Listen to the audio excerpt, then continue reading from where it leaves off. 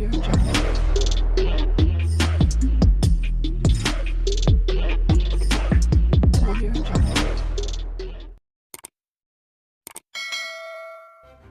kasih karena memilih channel ini. Sebelum kita mulakan video ini, sila pertimbangkan untuk menekan butang like, share, dan subscribe, dan aktifkan butang lonceng Anda agar Anda sentiasa mendapat info-info percuma pada setiap hari dari channel kami. Dan tinggalkan komen Anda karena komen Anda amatlah dihargai.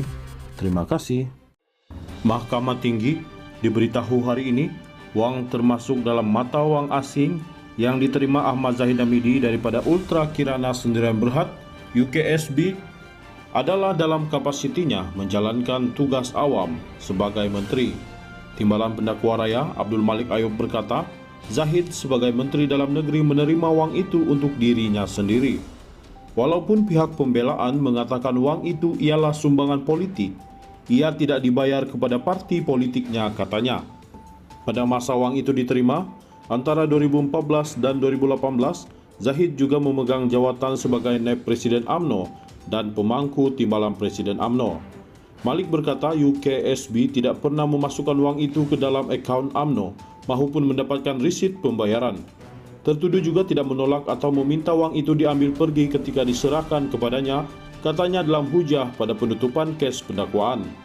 Malik berkata pengarah UKSB ketika itu Harry Lee dan Wan Qaris Syahwan Abdul Ghani bertemu Zahid beberapa kali pada 2013 selepas pilihan raya umum ke-13 PRU 13.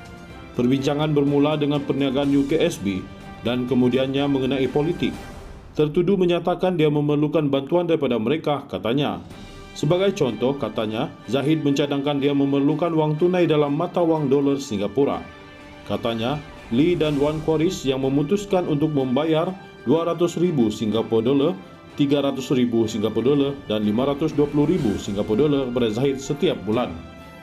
Lee mengesahkan pembayaran itu, manakala seorang lagi kaki tangan UKSB, bekas pengurus pentadbiran David Tan, merekod pembayaran dalam leja, katanya.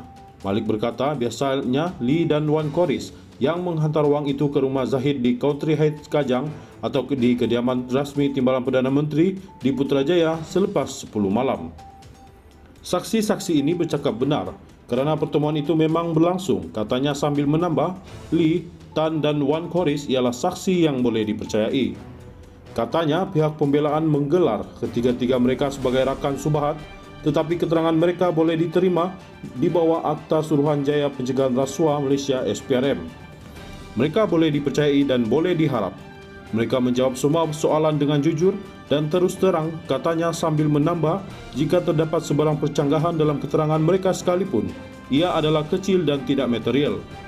Beliau mempertahankan bahawa pendakwaan mewujudkan kes prima facie terhadap Zahid kerana bahan pertuduhan itu telah dipenuhi.